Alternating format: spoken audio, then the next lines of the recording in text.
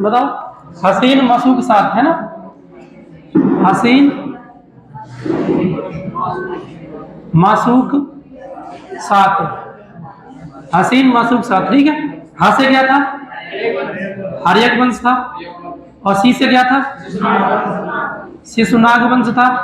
और ना से क्या था, नंद वंश था। और मां से मौर्य वंश था। सु से शुंग वंश था। और का से कण्व वंश था। और सा से सातवाहन वंश था, सातवाहन वंश, ठीक है, ये हो जाता है। अब इसमें तुम्हें एक चीज बतानी है, हर एक वंश का संस्थापक कौन है, जिनमें से शिशुनाग वंश का संस्थापक शिशुनाग है। नंद वंश का संस्थापक महापद्मानंद। और मौर्य वंश का संस्थापक चंद्रगुप्त मौर्य था। शुंग वंश का संस्थापक पुष्यमित्र शुंग था। क्या था, पुष्यमित्र शुंग। कण्व वंश का संस्थापक वासुदेव था। और सातवाहन वंश का संस्थापक सिमुख था। कौन था, सिमुख था। यानी कि ये प्रारंभिक थे। एक पेपर में प्रारंभिक में पूछेगा, अंतिम पूछता है, तो हमें अंतिम को भी ध्यान रखना है। अंतिम में कौन कौन से थे बताइएगा। हर्यक वंश का अंतिम शासक नागदशक था। शिशुनाग वंश का अंतिम शासक है नंदी वर्मन था। कौन था, नंदी वर्मन। और नंद वंश का अंतिम शासक धनानंद था। और मौर्य वंश का अंतिम शासक भद्रथ। कौन था, भद्रथ था। और शुंग वंश का अंतिम शासक कौन था, है देवभूति था। कौन था, देवभूति। और कण्व वंश का अंतिम शासक है विष्णु शर्मा। कौन था, सुशर्मा, सॉरी सुशर्मा था। और सातवाहन वंश का अंतिम शासक है यज्ञश्री था। कौन था, यज्ञश्री था। यह हमारे सामने इतना हो गया था। अब हमने शुंग वंश कल पढ़ा दिए थे आपको, ठीक है। तो शुंग वंश में जो भी चीज होती है उसे हम कंटिन्यू करते हैं, देखिएगा बात, ठीक है। सभी लोग फोकस रखो, धरी करते चले जाइएगा, देखिएगा। शुंग वंश का संस्थापक कौन था, पुष्यमित्र शुंग था। कौन था, पुष्यमित्र शुंग, यानी PMS। कौन था, पुष्यमित्र शुंग था, ठीक है। शुंग वंश का संस्थापक पुष्यमित्र शुंग था। तो हमने देखा था जो मगध साम्राज्य था, है ना, मगध साम्राज्य ये बना दिया था, ठीक है। तो शुंग वंश कहीं ना कहीं जगह यहाँ पर था। तो एकमात्र ऐसा शासक जो क्या था, गैर क्षेत्रक शासक था या गैर मगध था, वो कौन सा था, तो पुष्यमित्र शुंग था, शुंग शासक था।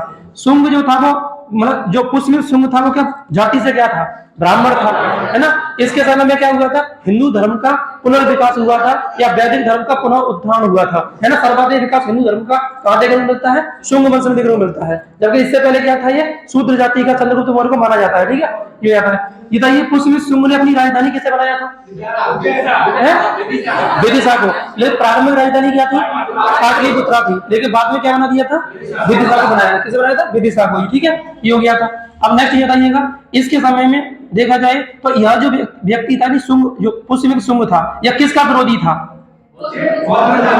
बौद्ध धर्म का विरोधी था। तो बौद्ध धर्म का विरोधी था, इसलिए इसने क्या किया था, बौद्धों के जितने स्तूप थे उन्हें तोड़वाने का कार्य किया था। लेकिन उनमें से 2 स्तूप थे जिनका पुनर्निर्माण करवाया था। कौन कौन से 2 स्तूप थे, सांची का स्तूप था और भरहुत का स्तूप। भरहुत का स्तूप था, यानी 2 स्तूप थे, यानी सांची का स्तूप था, दोनों के दोनों सतना जिले में मध्य प्रदेश के अंतर्गत, ठीक है।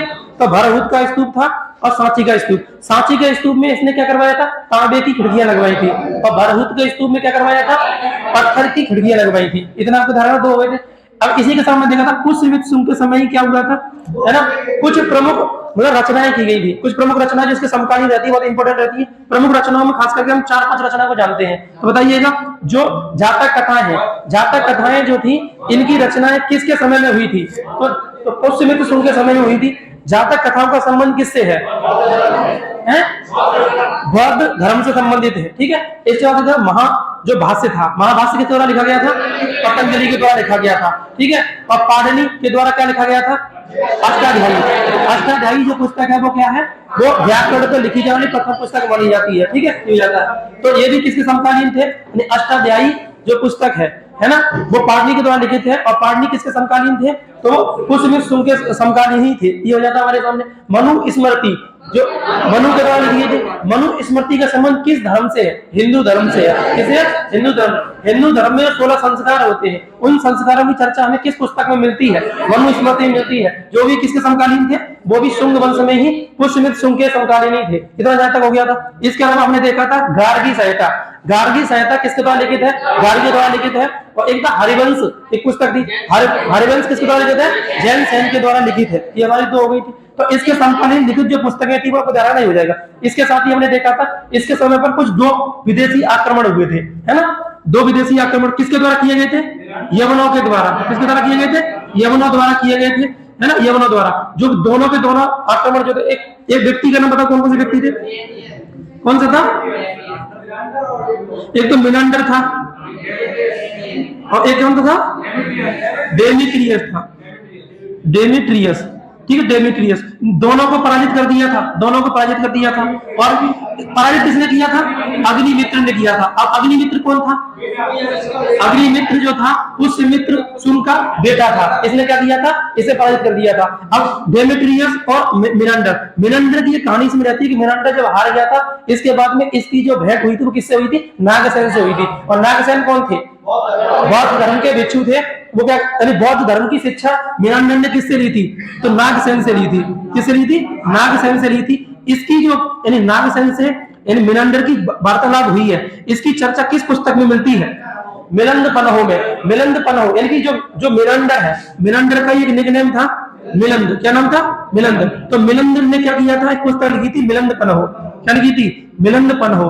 और मिलिंद पन्हो से हमें किसके बारे में जानकारी मिलती है? मिनांडर और नागसेन ने आपस में बातचीत की थी। मिनांडर ने बौद्ध धर्म को अपनाया था। इसकी जानकारी हमें किस पुस्तक से मिलती है? मिलिंद पन्हो से मिलती है। इसी में हमने देखा था अग्निमित्र।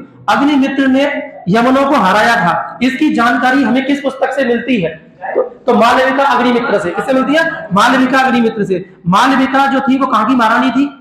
मालविका अग्निमित्र जो पुस्तक है, बताइएगा। मालविका कहां की थी? मालवा की राजकुमारी थी। और अग्निमित्र कहां का राजकुमार था? तो मगध का राजकुमार था। इन दोनों के प्रेम प्रसंग की चर्चा किस पुस्तक के अंतर्गत मिलती है? तो मालविका अग्निमित्र के अंतर्गत। मालविका अग्निमित्र के रचयिता कौन है? कालिदास है। किसके द्वारा रचित है ये? कालिदास के द्वारा रचित है। इतना हमने यहाँ तक देख लिया था, ठीक है। इसके बाद हमने देखा था इसी के अंतर्गत कि जो सुंग यानी पुष्यमित्र सुंग था, पुष्यमित्र सुंग ने क्या किया था? 2 अश्वमेध यज्ञ कराए थे। 2 अश्वमेध यज्ञ कराए थे। और 2 अश्वमेध यज्ञ कराए थे। उसका पुरोहित कौन था? पतंजलि थे। कौन थे? पतंजलि थे। यानी कि जब इन्होंने किया, किसी इनके ऊपर किसी ने किया, उसको ये जीतते चले गए। उसके बाद इनका साहस बढ़ गया। साहस बढ़ने के बाद इन्होंने क्या किया कि हम अपना क्षेत्र विस्तार करते हैं। इसी उद्देश्य से इन्होंने किया, इन्होंने क्या कर दिया? 2 अश्वमेध यज्ञ कराए। और 2 अश्वमेध यज्ञ कराए। तो इसी बीच आपको पता है कि यहाँ पर जब मौर्य साम्राज्य का पतन हुआ, तो मौर्य साम्राज्य पतन होने के बाद में यहाँ पर कलिंग जो था वो अलग हो गया था, ठीक है। कलिंग अलग हो गया था और मगध जो था वो सिमट के यहीं पर ही रह गया था, है ना। ये आपको ध्यान रखना। इसके बाद हमने देखा था कि इन्होंने एक जो घोड़ा था की तरफ छोड़ दिया था, कलिंग की तरफ। और कलिंग पर उस समय शासन कौन कर रहा था? खारवेल कर रहा था। कौन कर रहा था? राजा खारवेल था। तो राजा खारवेल ने क्या कर दिया था? राजा खारवेल से, है ना, पुष्यमित्र सुंग जो था पराजित हो गया था। राजा खारवेल से क्या हो गया था? पराजित हो गया था। इसकी जानकारी हमें किस अभिलेख से मिलती है? हाथी गुफा अभिलेख से मिलती है। हाथी गुफा अभिलेख में किसकी चर्चा है? राजा खारवेल जो है उसने किसको हरा दिया था? यानी पुष्यमित्र सिंह को हरा दिया था। यह तो धारणा इसके अंतर्गत आ जाता है, ठीक है। इतनी कहानी ये होगी। इसी बीच हम एक चीज और इसमें देख लेते हैं कि जो यवनों के द्वारा इस पर आक्रमण किया गया था, उसके बाद यवनों के द्वारा क्या हुआ था? एक अन्य राजदूत भेजा गया था यहाँ पर, ठीक है, जिसका नाम क्या था? तो हेलियोडोटस था। यानी नेक्स्ट आप एक प्रश्न और नेक्स्ट करिएगा, यहाँ से आगे में तुम्हें कराना है। तो इसके बाद एक और राजदूत है, देखो, यवनों का एक अन्य राजदूत, यवनों का एक अन्य राजदूत, यवनों द्वारा एक अन्य राजदूत हेलियोडोटस को, यवनों द्वारा एक अन्य राजदूत हेलियोडोटस, हेलियोडोटस, यवनों द्वारा एक अन्य राजदूत हेलियोडोटस को भारत भेजा गया, भारत भेजा गया।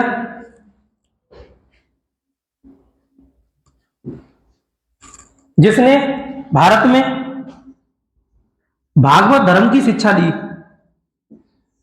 जिसने भारत में भागवत धर्म की शिक्षा ली, जिसने भारत में भागवत धर्म की शिक्षा ली। ओके, अब एक चीज बताओ, भागवत धर्म में किस भगवान की पूजा की जाती है? भागवत धर्म में विष्णु की जाती है। किसकी की जाती है? विष्णु की पूजा की जाती है।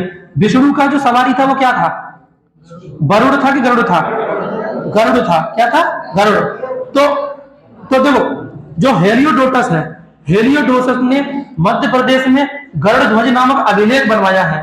गरुड़ ध्वज नामक अभिलेख, गरुड़ ध्वज नामक अभिलेख, ठीक है। देखो पहला लिखिएगा, मिनांडर और डेमेट्रियस के बाद में, है ना, यवन के द्वारा एक राजदूत भेजा गया था, हेलियोडोटस। हेलियोडोटस ने भारत में किसकी शिक्षा ली थी? भागवत धर्म की शिक्षा ली थी। भागवत धर्म का संबंध विष्णु से है, विष्णु की सवारी गरुड़ होती है, तो इसी के उपलक्ष्य में क्या किया था? हेलियोडोटस ने गरुड़ ध्वज अभिलेख बनवाया था मध्य प्रदेश में। गरुड़ ध्वज अभिलेख से हमें किस धर्म के बारे में जानकारी मिलती है? तो वो क्या हो जाएगा? तो हिंदू धर्म या भागवत धर्म के बारे में जानकारी मिलती है। यह गरुड़ ध्वज अभिलेख जो है वो किसके द्वारा बनवाया गया था? तो हेलियोडोटस के द्वारा बनवाया गया था। ये तीन चीजें आएंगी, देखो, मिनांडर, डेमेट्रियस। तो मिनांडर और डेमेट्रियस ने तो युद्ध किया था, लेकिन ये दूत बन के आया था हेलियोडोटस। तो हेलियोडोटस ने किसकी शिक्षा ली है? भागवत धर्म की शिक्षा ली है। इस बात को आपको ध्यान रखना। तीनों याद रहेंगे। दो अश्वमेध यज्ञ करवाए थे, उस समय कलिंग का राजा खारवेल था, खारवेल से ये पराजित हो गए थे। इस बात को आपको ध्यान रखना। इतना यहाँ तक हो जाता कहानी। इसके बाद आप नेक्स्ट कर लीजिएगा, ठीक है। यानी कि जो शुंग वंश है, शुंग वंश का इसके बाद में जो अगला शासक बनता है वो शासक होता है देवभूति, जिसे हम अंतिम शासक भी कह सकते हैं, ठीक है। तो अब नेक्स्ट जानिएगा, शुंग वंश का अंतिम शासक देवभूति बनता है। शुंग वंश का अंतिम शासक कौन हो जाएगा? देवभूति। देवभूति। शुंग वंश का अंतिम शासक कौन था? देवभूति था। अब देवभूति का जो सेनापति था वो कौन था? वासुदेव था। कौन था? वासुदेव। वासुदेव, ठीक है। इसका सेनापति कौन था? वासुदेव। वासुदेव, क्योंकि देखो देवभूति जो था वो एक अयोग्य शासक था, जिसकी हत्या किसने कर दी थी? वासुदेव ने कर दी थी। तो वासुदेव ने फिर किस धर्म, किस वंश की स्थापना की? कड़ु वंश की स्थापना कर दी। किसी कर दी? कड़ु वंश की। तो हम ये कह सकते हैं कि जो शुंग वंश है, शुंग वंश का अंतिम शासक देवभूति था। देवभूति की हत्या वासुदेव के द्वारा कर दी गई। वासुदेव ने इस वंश का अंत करके एक नया वंश की स्थापना की, जिस वंश का नाम क्या था? कड़ु वंश था, है ना। तो कड़ु वंश का संस्थापक और प्रथम राजा कौन बना? वासुदेव बना। कौन बन जाएगा? वासुदेव। लेकिन इससे पहले एक नोट कर लो, यहां पर एक नोट में ये लिख लो, ये देखो, शुंग वंश, शुंग राजवंश का शिलालेख जालंधर से मिला है। शुंग राजवंश का शिलालेख जालंधर से मिला है। शुंग राजवंश का शिलालेख जालंधर से मिला है। जालंधर का पंजाब में, तो पंजाब में एक जगह है जालंधर। जालंधर से क्या मिला है? शुंग वंश के बारे में जानकारी मिला हुआ एक अभिलेख मिला है। आपको ये ध्यान रखना है, ठीक है। अब हम बात करते हैं किसकी? कड़ु वंश की। किसकी बात करेंगे? कड़ु वंश की। हमारी तरफ से ये जो आपका शुंग वंश है वो खत्म हो गया, राइट। तो शुंग वंश में केवल दो राजाओं की चर्चा है, यानी इसमें मेन जो राजा है, हर 3 राजा हमने पढ़ लिए हैं, ठीक है। 3 राजा कौन कौन से पढ़ लिए? एक तो पुष्यमित्र शुंग पढ़ लिया है, एक अग्निमित्र। अग्निमित्र जस्ट उसके बाद बना होगा, लेकिन अब उसकी कहानी इसके साथ में लिंक कर दी है, तो अलग से पढ़ने की जरूरत नहीं पड़ रही है। अब जो अंतिम राजा हो गया वो कौन हो जाएगा? तो वो कौन सा? देवभूति हो गया, राइट। और देवभूति का सेनापति कौन था? वासुदेव था। वासुदेव की हत्या, मतलब देवभूति, तो देवभूति की हत्या किसने कर दी? वासुदेव के द्वारा कर दी गई। ये आपको ध्यान रखना, ठीक है। अब नेक्स्ट हम लोग बात करते हैं किसकी? कड़ु वंश की। अब नेक्स्ट कौन सा वंश आ जाएगा? कड़ु वंश आ जाएगा। तो करिए कड़ु वंश, कड़ु वंश, ठीक है। कड़ु वंश मगध साम्राज्य का सबसे मतलब सीमित एरिया था, आप ऐसे मान लीजिएगा, ठीक है। कड़ु वंश जो था वो क्या था? कड़ु वंश में अगर आप देखेंगे तो मगध का जो एरिया था, जिस समय चंद्रगुप्त मौर्य के समय अगर हम देखें तो वो एरिया क्या था? बहुत ज्यादा विस्तृत था। अशोक के समय तो सबसे ज्यादा विस्तृत ही था, ठीक है। तो अब ये सीमित रह गया था इस वाले एरिया में। कड़ु वंश की जो डायनेस्टी थी वो कौन थी?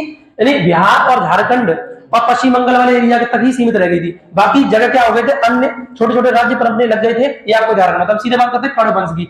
तो कड़ु वंश जो है, कड़ु वंश का संस्थापक कौन था? तो संस्थापक कौन हो जाएगा? वासुदेव हो जाएगा, ठीक है। वासुदेव, ठीक है। वासुदेव इसका संस्थापक माना जाता है। आपको ध्यान हो जाएगा। अब इसमें जो राजा थे, टोटल 4 राजाओं ने शासन किया है। इन 4 राजाओं में से सर्वाधिक लंबे समय से शासन करने वाला जो राजा था वो भूमिपुत्र था। क्या था? भूमिपुत्र। तो याद रखिएगा, इन संस्थापक वासुदेव था। और सबसे लंबे समय तक, यानी कड़ु वंश में सबसे लंबे समय तक शासन किसने किया? लंबे समय तक शासन किसने किया है? तो भूमिपुत्र के द्वारा किया गया है। इस बात को आपको ध्यान रखना है। कड़ु वंश में लंबे समय तक शासन करने वाला व्यक्ति कौन था? भूमिपुत्र था, ठीक है। यहाँ पे ध्यान रखना है, ये हो जाएगा। अब बात आती है कड़ु वंश का जो अंतिम शासक था वो कौन था? सुशर्मा था। कौन हो जाएगा? सुशर्मा। इसका अंतिम शासक कौन था? तो सुशर्मा था। सुशर्मा। कड़ु वंश का अंतिम शासक कौन था? सुशर्मा। सुशर्मा का मंत्री कौन था? सिमुख था। सुशर्मा का मंत्री कौन था? सिमुख। मंत्री, यहाँ पर सेनापति नहीं था, ये सिमुख जो था वो कौन था? तो सिमुख जो था वो कौन हो जाएगा? मंत्री था। तो इसने क्या किया, सुशर्मा की हत्या कर दी थी। किसने? सिमुक ने। किसने कर दी थी? सिमुक ने। तो कण्व वंश जो है ना वो ज्यादा समय तक शासन नहीं कर पाया था और इसकी कुछ ज्यादा बड़ी खास उपलब्धि नहीं है, इसलिए इतिहास में इसे ज्यादा हम तवज्जो नहीं देते हैं। बस इतना ध्यान रखिए कण्व वंश का संस्थापक वासुदेव था। कण्व वंश में सबसे लंबे समय तक शासन किस राजा के द्वारा किया गया था? भूमिपुत्र के द्वारा किया गया था। इसका अंतिम शासक सुशर्मा था। सुशर्मा की हत्या इसी के मंत्री सिमुक के द्वारा कर दी गई थी। ठीक है, इतनी कहानी किसकी हो जाएगी? ये हो जाएगी कण्व वंश की। ठीक है, तो कण्व वंश के हिसाब से जाएगा। अब सिमुक जो है वो क्या हो जाएगा? सिमुक के द्वारा सातवाहन वंश की स्थापना की जाएगी। तो हम नेक्स्ट क्या करेंगे? सातवाहन वंश का बहन डालेंगे। ठीक है, इसका टाइमिंग चाहो तो टाइमिंग लिख लीजिएगा इसका, यानी कि जो कण्व वंश है इसका टाइमिंग क्या है? 73 बीसी से लेकर के, है ना, 30 बीसी तक। इसके कितना टाइमिंग है? 73 बीसी से लेकर के 30 बीसी तक, है ना, इसका टाइमिंग है, आपको ध्यान रखना है। और इससे पहले हम देखेंगे इसका कितना, 185 बीसी से लेकर के कितना हो जाएगा? 73 बीसी तक था। ठीक है, और इससे पहले हम देखेंगे तो इसका कितना हो जाएगा? ठीक है, ये 322 बीसी से लेकर के 185 बीसी तक था। ठीक है, ये आपको ध्यान रखना। और सातवाहन वंश की अगर बात की जाए तो 30 बीसी से लेकर के, यानी 30 बीसी से लेकर के 250 एडी तक था। यानी प्राचीन भारत में सबसे लंबे समय तक कार्यकाल किस वंश का रहा है? तो सातवाहन वंश का रहा है। सातवाहन वंश ने लगभग 300 सालों तक शासन किया है। 300 साल कहीं ना कहीं छोटा मोटा शासन लेकर के चलते चले गए हैं, इन्होंने सबसे ज्यादा लंबे तक शासन किया है सातवाहन वंश। तो हम क्या करते हैं, नेक्स्ट बढ़ते हैं सातवाहन वंश के बारे में। तो सातवाहन वंश जो था वो किस तरफ था? तो दक्षिण भारत की तरफ। आपको ध्यान रखना इसका एरिया आ गया था, खासकर महाराष्ट्र वाले एरिया में। प्रारंभ में एक था महाराष्ट्र वाले एरिया में आ गया था। तो आप हैंड डालिएगा सातवाहन वंश। ठीक है, सातवाहन वंश।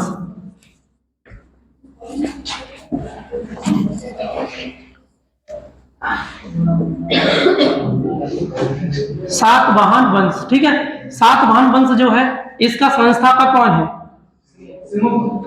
इसका संस्थापक हम देखेंगे तो कौन है? सिमुक हो जाएगा। कौन था? सिमुक इसका संस्थापक था। और इसका राजा प्रथम भी कौन था? तो सिमुक ही था। राजा भी कौन हो जाएगा? प्रथम, सिमुक ही हो जाएगा। ठीक है, वास्तविक राजा कौन था? तो सातवाहन प्रथम था, जो आगे हम लोग करने वाले इसके हिसाब से हो जाएगा। इसके बारे में कुछ इंट्रोड्यूस ले लेते हैं, थोड़ा बहुत इंट्रोडक्शन, उसके बाद आगे चलेंगे। ठीक है, बात करते हैं सातवाहन वंश का संस्थापक सिमुक था। और प्रथम शासक भी कौन हो जाएगा? प्रथम शासक भी कौन था? सिमुक ही था। यह आपको ध्यान रखना। इसके अलावा आप कह सकते हैं कि इसकी राजधानी क्या थी? सातवाहन वंश की राजधानी क्या थी?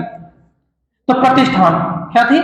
प्रतिष्ठान इसकी राजधानी थी। और ये इंपोर्टेंट है, राजधानी बहुत पूछी जाती है कि सातवाहन वंश की राजधानी का नाम क्या था? प्रतिष्ठान। कण्व वंश की राजधानी का नाम क्या था? उसकी कण्व वंश की राजधानी का नाम भी क्या था? विदिशा ही था। और इससे पहले जो शुंग वंश है, शुंग वंश की राजधानी का नाम भी क्या था? विदिशा ही था। तो दोनों का आप एटरीटी लिख सकते हो कि शुंग वंश की राजधानी और कण्व वंश की राजधानी सेम रही है, विदिशा। लेकिन उससे पहले क्या थी? पाटलिपुत्रा थी। और उससे पहले मगध की सर्वप्रथम राजधानी क्या थी? राजगिरा, है ना। और राजगिरा के बाद में फिर यानी वैशाली महाजनपद होता था। तो वैशाली की राजधानी का नाम, प्रारंभिक राजधानी क्या थी? तो राजगिरा थी। उसके बाद दूसरी राजधानी क्या बनी? पाटलिपुत्र। पाटलिपुत्र किसने बनाई थी? उदयन ने बनाई थी। उसके बाद पाटलिपुत्र रही है। उसके बाद कौन सी आ गई है? विदिशा। कौन सी बनी है? विदिशा। उसके बाद क्या आ गई है? प्रतिष्ठान। ये सातवाहन वंश किसके अंतर्गत आता है? मगध साम्राज्य के अंतर्गत। तो मगध साम्राज्य में ही कौन सा वंश चल रहा है? सातवाहन। तो सातवाहन वंश की राजधानी का नाम क्या यहाँ पर हो जाता है? प्रतिष्ठान। प्रतिष्ठान ये कहां पड़ता है? महाराष्ट्र में। कहां पड़ जाता है? महाराष्ट्र के अंतर्गत आएगा। इस बात को ध्यान रखना है। ठीक है, तो सातवाहन वंश का संस्थापक सिमुक था और सातवाहन वंश की राजधानी का नाम प्रतिष्ठान था। ठीक है, सातवाहन वंश की जो भाषा थी वो क्या थी? प्राकृत। जबकि इससे पहले क्या है? संस्कृत। शुंग वंश की भाषा क्या थी? संस्कृत थी। क्या थी? संस्कृत। क्योंकि उस समय जो भी लेख है सब किस में लिखे गए? संस्कृत के अकॉर्डिंग। क्योंकि हमने देखा भी है कि वैदिक जो धर्म है उसका पुनरुत्थान करने वाला शासक का नाम क्या है? पुष्यमित्र शुंग है। कौन हो जाएगा? पुष्यमित्र शुंग। इसके साथ हम इसे समझ लेंगे, ये हो जाएगा। अब नेक्स्ट हम लोग बात करते हैं, नेक्स्ट कर लीजिए, यानी कि इस वंश की भाषा क्या थी? तो इस वंश की भाषा प्राकृत थी। क्या थी? प्राकृत भाषा थी। लिपि क्या थी? लिपि क्या थी? तो लिपि ब्राह्मी थी। क्या थी? ब्राह्मी। और ब्राह्मी जब हम हिंदी में पढ़ते तो ब्राह्मी लिपि से किस प्रकार से देवनागरी लिपि का विकास हुआ, ये हम लोग पहले इंडेक्स पढ़ चुके हैं, पहले से लगा चुके हैं। तो वो ब्राह्मी लिपि जो थी वो इसी की थी। गुप्त की लिपि भी क्या थी? ब्राह्मी लिपि होती है। और इनकी लिपि, इनकी सातवाहन वंश की लिपि भी क्या थी? ब्राह्मी लिपि थी, जो हम लोग पढ़ चुके हैं इसके अंतर्गत। तो हम कह सकते हैं कि सातवाहन वंश का संस्थापक सिमुक था, राजधानी प्रतिष्ठान थी, भाषा प्राकृत थी, लिपि क्या थी? ब्राह्मी थी। ये था सातवाहन वंश का समाज कैसा था? मात्र सत्तात्मक। कैसा था? मात्र सत्तात्मक समाज था। मात्र सत्तात्मक समाज। और इससे पहले मात्र सत्तात्मक समाज और किसका था? हड़प्पा सभ्यता का। किसका था? हड़प्पा सभ्यता। हड़प्पा सभ्यता किस प्रकार की सभ्यता थी? मात्र सत्तात्मक की पितृ सत्तात्मक? तो नहीं, समाज के अकॉर्डिंग मात्र सत्तात्मक थी, ठीक है। वो तो नगरीय थी, वो तो हमको पता ही है, ठीक है। क्या थी? नगरीय सभ्यता थी, आपको इतना हो जाएगा। अब नेक्स्ट आप कर लीजिएगा, ठीक है। इतना इसके बारे में इंट्रोड्यूस में कर लेना है। यानी कि हम ये कह सकते हैं कि प्रारंभ में यह वंश मात्र सत्तात्मक, हाँ, सातवाहन वंश का समाज कैसा था? मात्र सत्तात्मक था। मतलब इसमें जो भी राजा आएगा वो पहले माँ का नाम लगाएगा, उसके बाद इसका अपना नाम होता है। जैसे तुमने चला गौतमी पुत्र सातकर्णी, तो गौतमी इसकी माँ का नाम हो जाएगा, पुत्र सातकर्णी क्या हो जाएगा? इसका अपना नाम हो जाएगा। तो यहाँ पर क्या कहते हैं, महिलाओं को मतलब जैसे इंट्रोड्यूस, जैसे मैं आपसे बोलूं वर्तमान में हमारा समाज कैसा है? पितृ सत्तात्मक। कैसे मालूम पड़ता है? जब भी हम कभी इंट्रोडक्शन अपना देते हैं तो पिताजी के आधार पर देते हैं, ना कि माता के आधार पर। तो इसका मतलब क्या हो गया कि हमारे यहाँ पर पितृ सत्तात्मक समाज है। लेकिन इस समय सातवाहन वंश जो था, इस समय माता के आधार पर इंट्रोड्यूस या अपना इंट्रोडक्शन जो था वो दिया जाता था या एड्रेस बताया जाता था। इसलिए समाज कैसा था? मातृ सत्तात्मक था। कैसा था? मातृ सत्तात्मक समाज था। ये इस बात को आपको ध्यान रखना है, ठीक है। नेक्स्ट कर लीजिएगा, ये देखो प्रारंभ में यह वंश महाराष्ट्र के क्षेत्र में था। प्रारंभ में यह वंश महाराष्ट्र के क्षेत्र में था, यानी ये वाला देखो एरिया दिखा रहा हूं, महाराष्ट्र के क्षेत्र में था। प्रारंभ में यह वंश महाराष्ट्र के क्षेत्र में था, महाराष्ट्र के क्षेत्र में था। प्रारंभ में यह वंश महाराष्ट्र के क्षेत्र में था।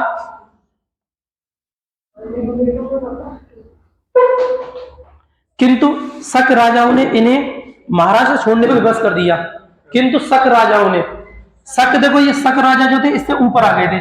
जैसे मैं आपसे बोलूं कि यहाँ पर ये रास्ता मतलब मानो यह वंश मगध साम्राज्य नीचे खिसकते हुए आ रहा है, तो ऊपर कोई ना कोई तरह शासन करना होगा, तो वापस शासन कौन करने लग गया था? शक करने लग गए थे। शक वंश का कौन है? शक संवत सुने नहीं सुने? कनिष्क से सुने ना? तो कनिष्क जो था इसी का ही तो आ जाएगा। इसका मतलब क्या? कनिष्क का यहाँ पर क्या हो जाएगा? बच्चा सोना स्टार्ट हो जाएगा। इधर मगध साम्राज्य खत्म हो जाएगा, उधर गुप्त साम्राज्य स्थापित हो जाएगा। तो जस्ट हम क्या पढ़ने वाले हैं इसके बाद में? गुप्त साम्राज्य पढ़ेंगे, ठीक है। ये हो जाएगा, तो आपको ध्यान रखना है। लेकिन ये जो मगध साम्राज्य था अपनी सत्ता क्या कहां लेके आ गए? नीचे लेके आ गए, दक्षिण भारत में। इसका मतलब क्या हो गया? महाराष्ट्र में अपनी सत्ता लेकर आ गए। और ये मजबूर किसके लिए हो गए? शकों ने इस पर आक्रमण किया था और शक ने आक्रमण करके इन्हें नीचे भगा दिया था, ठीक है, दक्षिण भारत की तरफ। तो दक्षिण भारत में फिर वंश बनना स्टार्ट हो जाएंगे, ठीक है। तब नेक्स्ट कर लीजिएगा, प्रारंभ में यह वंश महाराष्ट्र क्षेत्र में था, किंतु शक राजाओं ने इन्हें महाराष्ट्र छोड़ने का विवश कर दिया। सातवाहन वंश को आंध्र सातवाहन, शक राजाओं ने इन्हें महाराष्ट्र छोड़ने का विवश कर दिया।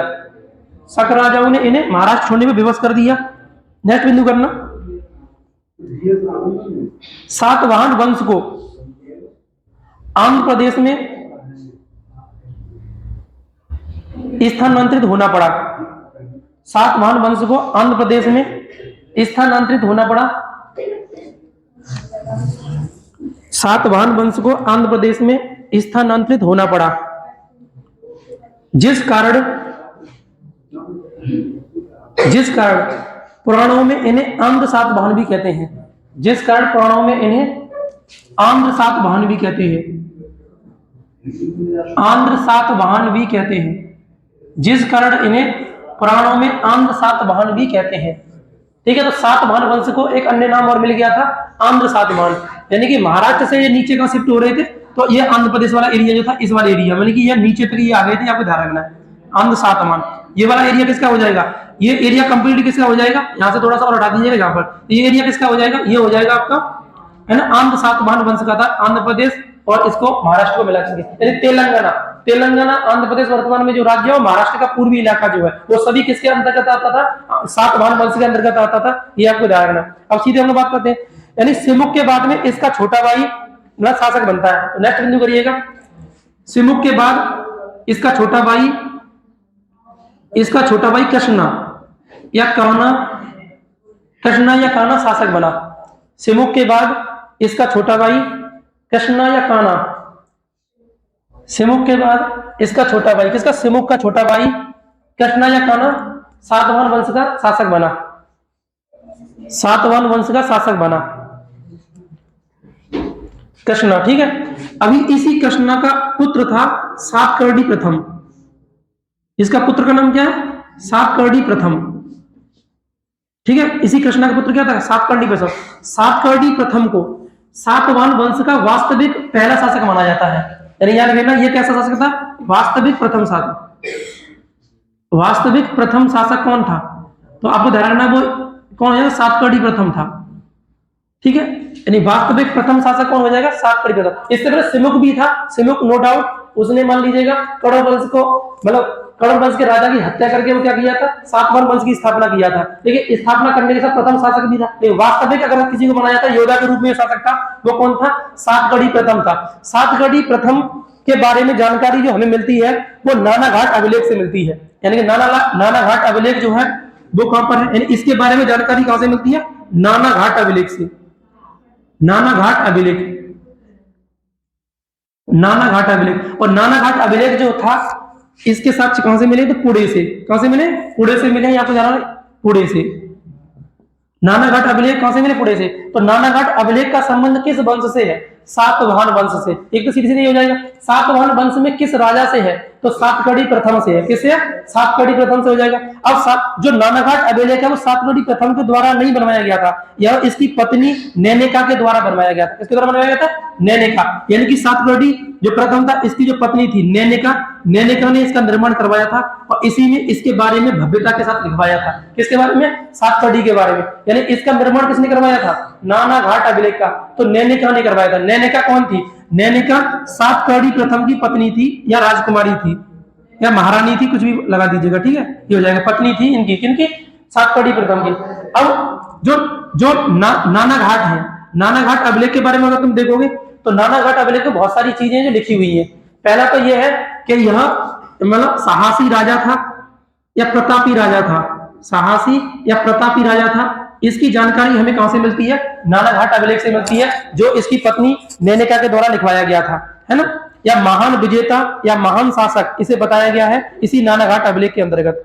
ठीक है, और इसी में सबसे जो इंपोर्टेंट प्रश्न है जो आप कह सकते हो, इसी अभिलेख में, है ना, उल्लेख किया गया है कि सातकर्णी ने यज्ञ के उपलक्ष्य में ब्राह्मणों को पहली बार भूदान किया था। तो भूदान की पहली बार जानकारी किस अभिलेख से मिलती है? नानाघाट अभिलेख से मिलती है। तो आप कर लीजिए भूदान, भूदान की प्रथम जानकारी, भूदान की प्रथम जानकारी किस अभिलेख से मिलती है? तो भूदान की प्रथम जानकारी नानाघाट अभिलेख से मिलती है। किससे मिलती है? नानाघाट अभिलेख से। यानी ब्राह्मणों को, है ना, सबसे पहले दान देना, भूमि का दान देना प्रारंभ किया था। तो किस वंश के द्वारा प्रारंभ किया गया था? तो सातवाहन वंश के द्वारा प्रारंभ किया गया था। तो सातवाहन वंश में किस राजा ने सर्वप्रथम इसे प्रारंभ किया था? तो वो कौन राजा हो जाएगा? सातकर्णी प्रथम के द्वारा प्रारंभ किया गया था। ओके, ये आपको ध्यान रखना। तो एक बार रिपीट कर लेते हैं। सातकर्णी प्रथम वास्तविक प्रथम शासक माना जाता है। इसकी जानकारी हमें किससे मिलती है? नानाघाट अभिलेख से मिलती है। नानाघाट अभिलेख का संबंध किस वंश से है? सातवाहन वंश से है। नानाघाट अभिलेख को किसने बनवाया था? नैनिका ने। नैनिका कौन थी? तो सातकर्णी की पत्नी थी और इसने इसी में बताया था कि ये साहसी राजा था या प्रतापी राजा था। किसके बारे में? सातकर्णी प्रथम के बारे में। और इसी मतलब अभिलेख में और किसकी चर्चा है? तो भूदान की चर्चा है। यानी पहली बार ब्राह्मणों को भू में दान में दी जाएगी। यह जो देने वाला व्यक्ति था, पहला राजा था, कौन था? सातकर्णी प्रथम था। लेकिन भूमि सर्वाधिक दान भूदान में दी गई है, वो किसके द्वारा दी गई है? तो गुप्त वंश के द्वारा दी गई है। तो शुरुआत किसके द्वारा की गई थी? तो शुरुआत की गई है सातवाहन वंश के राजा सातकर्णी प्रथम के द्वारा। ठीक है, यह बात तो आपको ध्यान रखना। अब नेक्स्ट हम लोग बात करते हैं, इसी ने एक उपाधि धारण की है सातकर्णी प्रथम ने, दक्षिणापथपति। इसने एक उपाधि धारण की है, इसी अभिलेख में इसकी चर्चा है। दक्षिणापथपति की उपाधि धारण किसने की थी? दक्षिणापथपति। दक्षिणापथपति की उपाधि धारण करने वाला व्यक्ति कौन था? सातकर्णी प्रथम था। दक्षिणापथपति की उपाधि धारण करने वाला व्यक्ति कौन था? तो सातकर्णी प्रथम था। ठीक है, अब इसके बाद में जो नेक्स्ट शासक बनता है सातवाहन वंश का, वो कौन बनता है? ठीक है, तो सातकर्णी प्रथम के बारे में इतनी जानकारी है, बस इतने से आपको ध्यान रखना। सातकर्णी प्रथम जब भी आएगा नानाघाट अभिलेख लाएगा। नानाघाट अभिलेख आएगा तो दिमाग में तुरंत रख लेना दो प्रश्न के, दक्षिणापथपति की उपाधि धारण की है और साहसी प्रतापी राजा है और भूदान, यानी भूदान की व्यवस्था पहले प्रारंभ करने वाला व्यक्ति कौन था? तो सातकर्णी प्रथम था। हो जाएगा यहाँ तक। अब इसके बाद नेक्स्ट हम शासक पढ़ते हैं। इसके बाद आता है हाल। इसके बाद कौन सा शासक आता है? हाल। हाँ, हाल, यानी सातकर्णी प्रथम के बाद कौन आता है? हाल आता है। राजा का नाम क्या था? हाल। हाल, हाल कह दीजिएगा। हाल क्या था? नाम था राजा। ये जो राजा था ये बहुत ज्यादा योग्य शासक था। क्या नाम था? योग्य। ये कैसा था? योग्य। ये साहसी शासक है, ये योग्य शासक है। अब योग्य और साहसी में अंतर होता है। योग्य शासक था, हाँ, ये मतलब दिमाग का तेज था, यस, ठीक है। मतलब इसके द्वारा एक रचना लिखी गई है, इसलिए इसे पढ़ाना पड़ रहा है। तो वो रचना हमारे पेपरों में आती है, इसलिए उसको ध्यान रख के इसे पढ़ाना पड़ रहा है, ठीक है। तो ये क्या था? ये कवि था। क्या था? कवि था, यानी कवि था। इसका मतलब यह था कि इसके दरबार में कवियों का और विद्वानों का जमावड़ा रहता था, और ये इनके साथ में अपना वक्त बिताता था और उन्हीं के साथ रहना पसंद करता था। तो इसके द्वारा क्या हुआ है, एक किताब लिखी गई है जिसका नाम है गाथा सप्तशती। गाथा सप्तशती। तो हाल की कृति का नाम क्या है? हाल की कृति का नाम गाथा सप्तशती। गाथा सप्तशती। तो गाथा सप्तशती जो पुस्तक है, यह किसके द्वारा लिखित है? तो हाल के द्वारा लिखित है। किस द्वारा लिखित है? हाल के। हाल जो है वो किस राजवंश से संबंधित है? सातवाहन वंश से। किस संबंधित है? सातवाहन वंश का ये राजा था, ये आपको ध्यान रखना, ठीक है। क्लियर हो जाएगा? तो अभी तक हमने क्या कर लिया? सिमुक राजा प्रथम बना, वास्तविक प्रथम कौन सा हो जाएगा? तो सातकर्णी प्रथम। इसका कृष्णा का नाम लिया है, लेकिन चाहो तो याद कर सकते हो, नहीं तो एक को याद रखो, सिमुक को, उसका वास्तविक प्रथम हो जाए सातकर्णी। सातकर्णी के संबंध में नानाघाट अभिलेख के बारे में ध्यान रखना है। उसके बाद कौन है? हाल। हाल एक योग्य शासक है, यानी कि एक कवि था। कवि था, इसलिए इसके दरबार में कवि और विद्वानों का जमावड़ा रहता था। इसने कृति लिखी जिसका नाम क्या था? गाथा सप्तशती। गाथा सप्तशती। इससे पहले और भी किताबें आ गई हैं, हम अलग से किताब लिखाएंगे तो जल्दी याद नहीं होती है, याद हो जाएंगी तुरंत, और लिंक भी हो रही है कि हमें याद कर रहा है। इससे पहले देखो मैंने मालविका अग्निमित्रम कराई। मालविका अग्निमित्रम जो है वो किस वंश से संबंधित है? शुंग वंश से। और मालविका अग्निमित्रम का रचयिता कौन है? कालिदास जी है। कौन है? कालिदास। इजीली याद होगी। और मलिंद पनहो पुस्तक के रचयिता कौन है? तो मिलांडर। कौन है? मिलांडर। और मलिंद पनहो से किस के बारे में जानकारी मिलती है? तो यवन शासक था मलिंद, तो मिलांडर। और प्लस कौन थे? नागसेन। नागसेन कौन थे? तो बौद्ध भिक्षु थे, जिनसे क्या लिया था? और धर्म की शिक्षा लिया था मिलांडर। उसके बारे में जानकारी हमको मिलती है। ये सारी चीज किसमें आ जाएंगी? इसके अंतर्गत आ जाएंगी, ठीक है। हाल के बारे में इतना ही ध्यान रखना है। इसके बाद जो सबसे ज्यादा प्रतापी शासक आता है वो है गौतमीपुत्र सातकर्णी। कौन है? गौतमीपुत्र सातकर्णी। तो हम नेक्स्ट शासक कौन आ जाएगा? गौतमीपुत्र सातकर्णी। तो नेक्स्ट ये केवल मैंने आपसे बोला सातकर्णी प्रथम है। कौन है ये? सातकर्णी। अब ये कौन है? गौतमीपुत्र सातकर्णी है। और सातवाहन वंश का सबसे ज्यादा प्रतापी शासक कौन है? तो सातवाहन वंश का सबसे ज्यादा प्रतापी शासक कौन हो जाएगा? तो गौतमीपुत्र सातकर्णी है। कौन हो जाएगा? गौतमीपुत्र सातकर्णी। गौतमी। नेक्स्ट शासक कर लो। इस हाल के बाद में गौतमीपुत्र आ जाएगा। गौतमीपुत्र सातकर्णी। हाँ, गौतमीपुत्र सातकर्णी। देखो इसके बाद में पुत्र से क्या मतलब है तुम्हें? पुत्र। हमें देखो हाल को हमने याद करना। हाल का एक योग्य शासक है। हाल की पुस्तक पर ध्यान रखनी है। हाल की पुस्तक क्या नाम है? तो गाथा सप्तशती। गाथा सप्तशती किसकी कृति है? हाल की है। अब देखो पुत्र के हिसाब से करें तो इतिहास में क्या करना है हमें? जो नहीं पढ़ना तो छोड़ो, जो पढ़ना है उसी को पढ़ना है। अब ये प्रश्न पूछ सकता है, इसलिए ये पढ़ा दिया। अब गौतमीपुत्र सातकर्णी पूछता है, बहुत ज्यादा ये इंपोर्टेंट है, पढ़ना है। अब कृष्ण कहना ये इंपोर्टेंट नहीं है, बस लिंक कर लिया कि इसका पुत्र ये हो गया, उसके बाद ये आया। पुत्र नहीं करना है आपको यार, आपको सिर्फ राजा ध्यान रखना है। सातकर्णी प्रथम वास्तविक राजा माना जाता है। उसके बाद में हाल आता है। हाल एक योग्य शासक है, जबकि सबसे प्रतापी शासक कौन था? सबसे प्रतापी शासक था गौतमीपुत्र सातकर्णी। कौन हो जाएगा? गौतमी। इसको ले लो प्रतापी शासक। अब प्रतापी शासक का मतलब क्या था? मारकाट वाला था। जैसा अशोक जो था, जिस प्रकार अशोक, या हम ये कह सकते हैं जिस प्रकार चंद्रगुप्त मौर्य थे शुरुआत में, प्रारंभ में। अशोक बाद में क्या हो गए थे? है ना, बौद्ध धर्म अपना लिया। उसके बाद में क्या हुए थे? वो भले इंसान बन गए थे, लेकिन उससे पहले तो क्या थे? प्रतापी शासक ही थे ना। जहां जाते थे वहां पर मार काट करके शांत कर देते सारी चीजों को। तो गौतमीपुत्र सातकर्णी के द्वारा एक्चुअल में क्या बहुत सारे काम किए गए हैं, और बहुत सारी चीजें देखा जाए तो यहाँ इसमें हमें मिलती है। तो हमें समझते हैं गौतमीपुत्र सातकर्णी के बारे में। गौतमीपुत्र सातकर्णी जो है ना, इसके समय में शक शासक के द्वारा आक्रमण किया गया था, जिसका नाम था नहपान। क्या नाम था?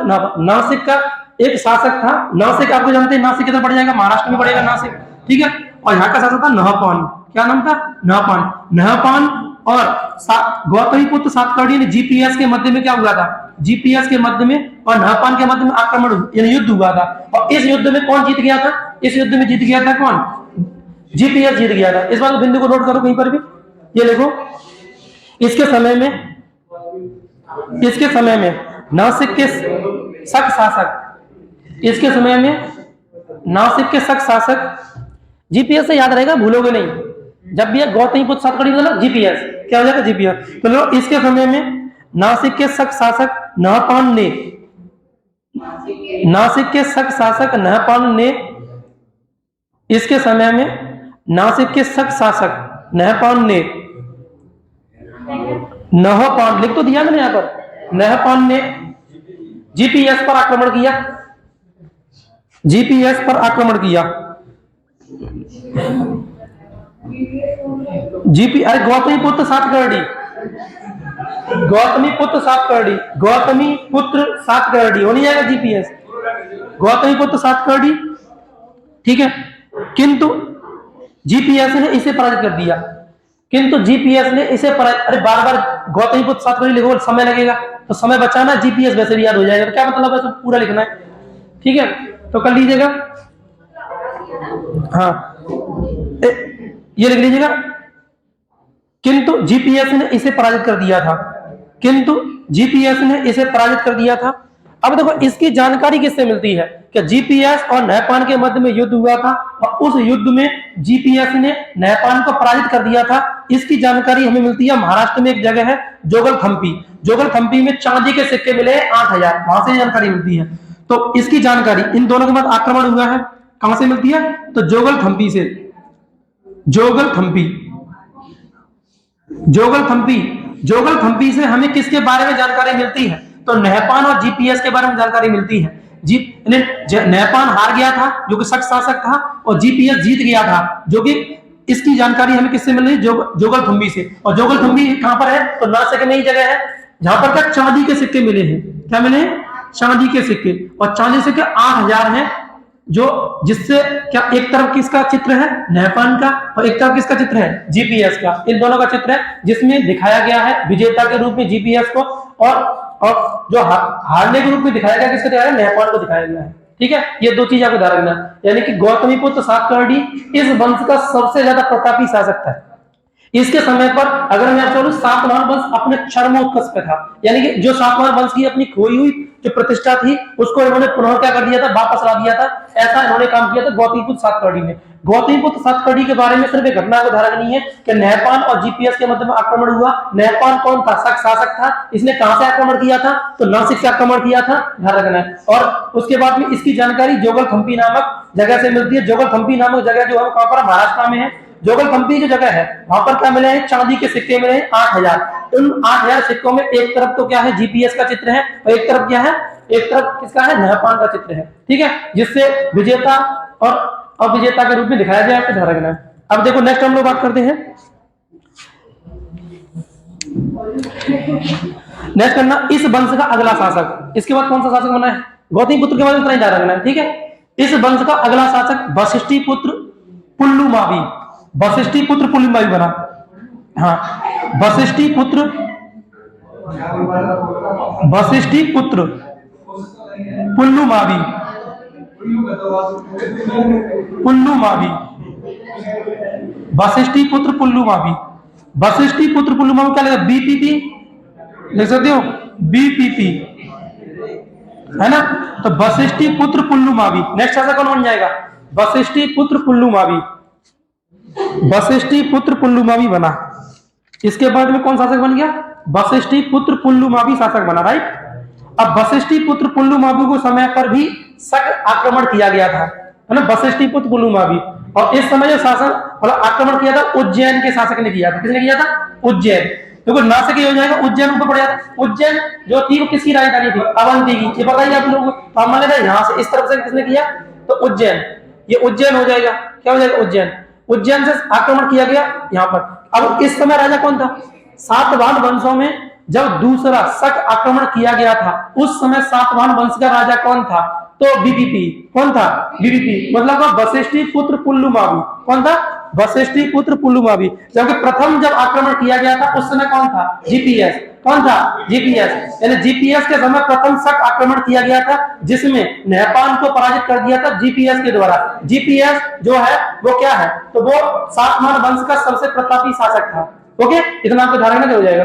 तो वशिष्ठी पुत्र पुल्लुमावी के बारे में हम लोग पढ़ते हैं। तो वशिष्ठी पुत्र पुल्लुमावी के समय किसके द्वारा आक्रमण किया गया, उज्जैन के शक शासक के द्वारा आक्रमण किया गया, जिसका नेतृत्व किसने किया था, रुद्रदामन ने। किसने किया था, रुद्रदामन ने। यानी यहाँ पर हम किसको रख देंगे, रुद्रदामन को। और रुद्रदामन द्वारा आपने पढ़ा होगा रुद्रदामन का अभिलेख कहां पर है?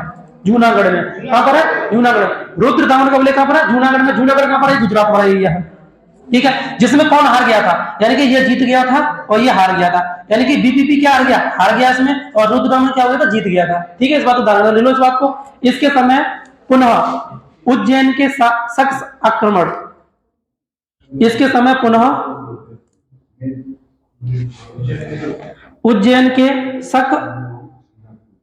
के द्वारा शक आक्रमण किया गया। उज्जैन क्षेत्र से शक आक्रमण किया गया। उज्जैन क्षेत्र से शक आक्रमण किया गया।